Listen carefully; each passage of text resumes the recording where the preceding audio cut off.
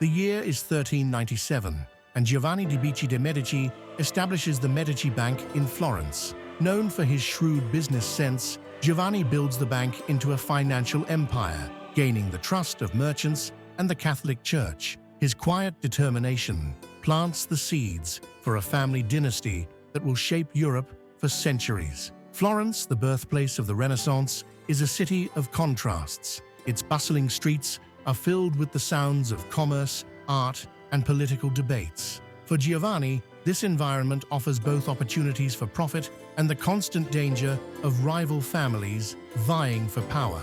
Under Giovanni's leadership, the Medici Bank becomes one of the most powerful financial institutions in Europe.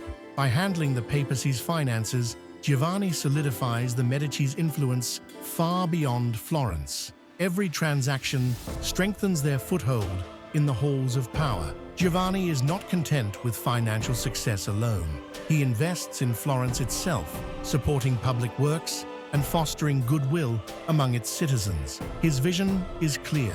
The Medici name must be synonymous with stability, culture, and progress. When Giovanni dies in 1429, his son Cosimo de' Medici inherits both the bank and his father's ambitions. Unlike Giovanni, Cosimo is deeply interested in politics and the arts, recognizing their value in consolidating power. He steps into his role cautiously, aware of the dangers that lie ahead. Florence is ruled by a delicate balance of factions, each vying for control. Cosimo works behind the scenes, using his wealth to forge alliances and weaken his enemies. His calculated moves turn the political chessboard in his favor. Cosimo commissions Filippo Brunelleschi to complete the dome of Florence's cathedral, a project long thought impossible. As the dome rises, it becomes a symbol of Florence's ingenuity and the Medici's patronage. For the city's soldiers and citizens, it is a source of pride and a daily reminder of Medici influence. In 1433, Cosimo's rivals, led by the Albizzi family, succeed in exiling him. For a year, he bides his time in Venice, securing allies and planning his return. When Florence recalls him in 1434, Cosimo's return is triumphant and his enemies are banished. Under Cosimo's leadership, Florence becomes a hub of art, science, and philosophy. Scholars, artists, and thinkers flock to the Medici court, drawn by his patronage. The Medici family begins to be seen not just as bankers, but as the stewards of a cultural golden age. Cosimo funds great works, including Donatello's David, using art to elevate the Medici name. The sculptures and frescoes commissioned by the family reflect their power and piety. For Florence's citizens, these works become part of the city's identity, blending religion, art, and politics. After Cosimo's death in 1464, his grandson, Lorenzo de' Medici, known as Lorenzo the Magnificent, takes the helm. Lorenzo combines political skill with a love for art, embodying the spirit of the Renaissance. His charm and vision make him one of Florence's most beloved leaders. In 1478, the Pazzi family, with support from Pope Sixtus IV, conspires to assassinate Lorenzo and his brother Giuliano. During Easter Mass, the conspirators strike, killing Giuliano and wounding Lorenzo. Lorenzo's escape and swift retaliation crush the conspiracy, securing his hold on Florence. Lorenzo executes the conspirators and strengthens the Medici's grip on Florence. The streets remain tense as soldiers patrol, ensuring no further uprisings. Lorenzo uses the crisis to consolidate power, leaving no room for rivals. Lorenzo's patronage leads to a cultural explosion, with artists like Botticelli, Michelangelo, and Verrocchio creating masterpieces under his support. The Medici court becomes a symbol of human achievement, blending art, science, and philosophy. Florence, under Lorenzo, becomes the heartbeat of the Renaissance. Despite its cultural achievements, the Medici Bank begins to falter under poor management and mounting debts.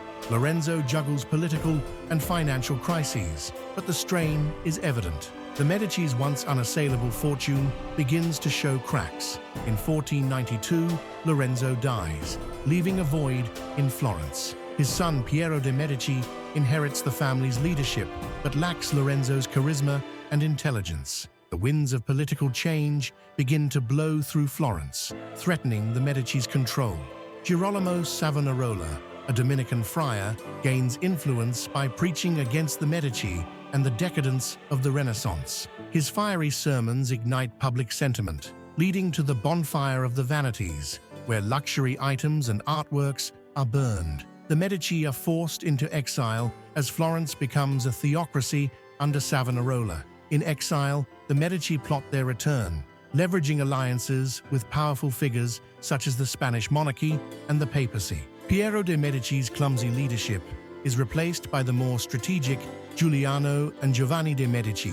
The family prepares to reclaim their city by force, if necessary. In 1512, with the support of Spanish troops, the Medici return to Florence. Giuliano and Giovanni de' Medici re-establish control, restoring their family to power. The streets of Florence, once divided, are filled again with Medici banners and loyal soldiers. In 1513, Giovanni de' Medici is elected Pope Leo X, marking the height of Medici influence in the Catholic Church. As Pope, he commissions grand works of art and architecture, reflecting the Medici's legacy.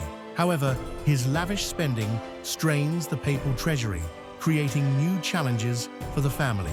Alessandro de' Medici is installed as the first Duke of Florence in 1532, marking the transition from republican rule to hereditary monarchy.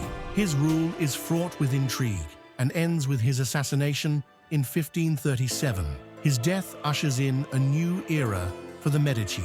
In the aftermath of Alessandro's assassination, Cosimo de' Medici, a distant relative, emerges as the new ruler of Florence. Barely 17 years old, Cosimo faces skepticism from both allies and enemies. Yet, his sharp intellect and decisive leadership quickly establish him as a force to be reckoned with. Cosimo wastes no time in consolidating power, quelling opposition within Florence. He builds alliances with powerful European monarchies and strengthens the city's military. The streets of Florence become heavily patrolled as soldiers ensure loyalty to the new duke. In 1537, Cosimo defeats a coalition of Republican exiles at the Battle of Montemurlo, solidifying his control over Florence. The battle is swift but decisive, with Medici forces outmaneuvering their opponents. Cosimo's victory sends a clear message: the Medici are here to stay. In 1569, Cosimo is crowned the first Grand Duke of Tuscany by Pope Pius V, elevating the Medici family to a level of power previously unimaginable. The title cements Florence's transition from a republic to a hereditary monarchy. The city adapts to its new role as the capital of a grand duchy. Under Cosimo's rule, Florence experiences another surge in cultural and architectural achievements. He commissions the Uffizi, originally intended as administrative offices but later transformed into one of the world's greatest art galleries. The Medici patronage remains a defining force in the city's identity. Cosimo strengthens Tuscany's borders, expanding Medici influence across Italy. His military campaigns, while costly, secure vital territories and fortify Florence's position as a regional power. Soldiers march under the Medici banner, their discipline and loyalty ensuring victory. Cosimo's reign transforms Florence into a powerful and stable state, admired across Europe. His policies blend ruthlessness with visionary leadership, leaving a lasting impact on Tuscany. Upon his death in 1574, he is remembered as one of the greatest Medici rulers. Cosimo's son Francesco I inherits the title of Grand Duke but lacks his father's political acumen. Francesco's reign is marked by internal strife and waning influence as the Medici dynasty begins its slow decline. His focus on alchemy and personal pursuits alienates many of his advisors. Despite Francesco's shortcomings, he continues the family's tradition of patronage, supporting artists and scientists. The Medici court remains a hub for innovation, though its political influence diminishes. Florence retains its cultural prestige, even as cracks in the dynasty begin to show.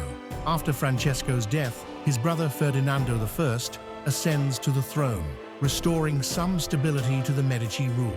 Ferdinando strengthens Tuscany's economy and diplomacy, fostering relationships with European powers. His leadership revitalizes the Medici's image, if only temporarily. Under Ferdinando, work begins on the Medici chapels in the Basilica of San Lorenzo.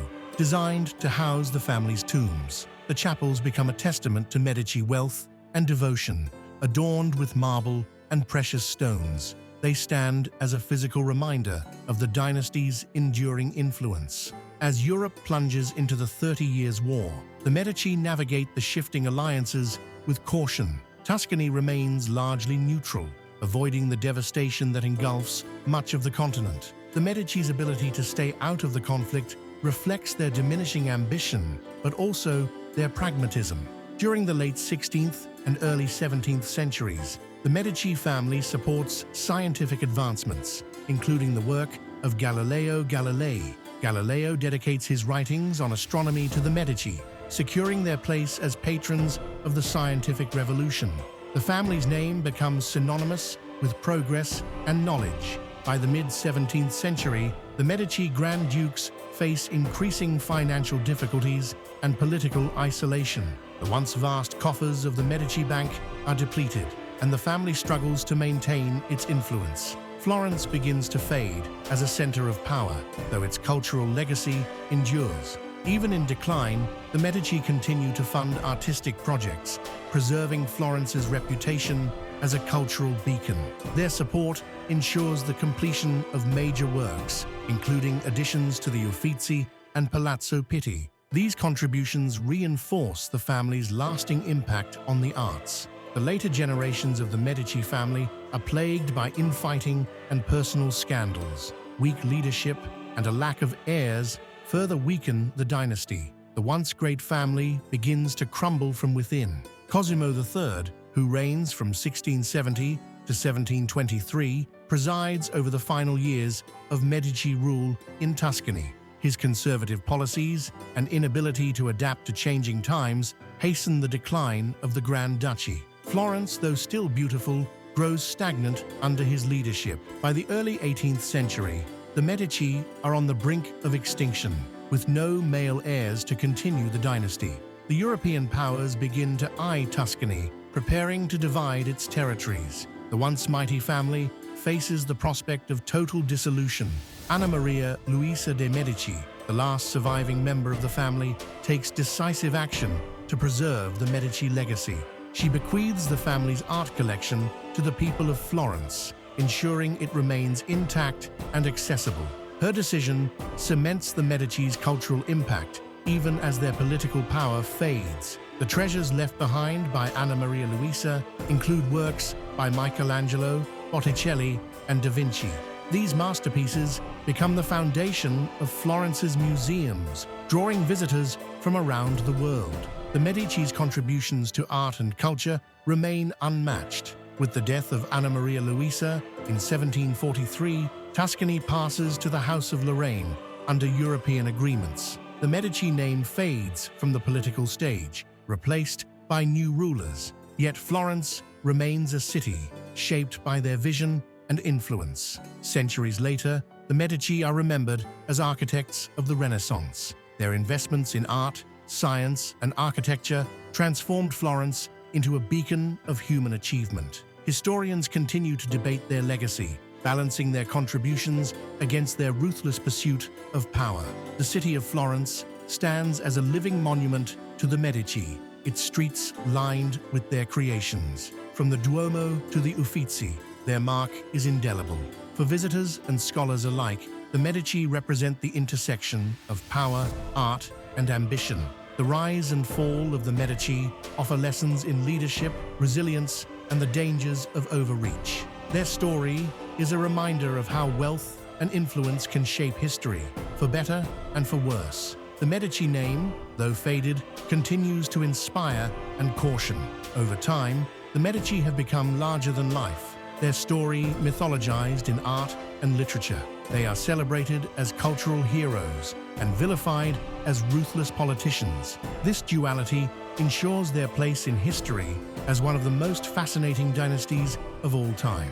Modern scholarship continues to uncover new details about the Medici's lives and achievements. Archival discoveries and restorations of their commissions shed fresh light on their enduring impact. The Medici remain a source of fascination for historians and the public alike. Though the Medici dynasty ended centuries ago, their influence remains deeply embedded in Western culture. Their support of the Renaissance reshaped art, science, and politics, leaving a legacy that transcends time. The Medici story is one of ambition, brilliance, and the price of power. Today, Florence stands as a testament to the Medici's vision and achievements. Its museums, churches, and palaces draw millions who come to marvel at the Renaissance treasures they nurtured. The Medici name lives on in the beauty and creativity they helped bring to life. Anna Maria Luisa de' Medici, the last of the family line, ensures the Medici legacy by preserving their treasures for the people of Florence. Her act of generosity guarantees that the Medici's contributions to art and culture will be celebrated for generations to come. Though the dynasty is gone, their impact on history remains eternal. Our journey through time comes to an end for today. We embark on new adventures every week. If you relish the experience, please like and subscribe.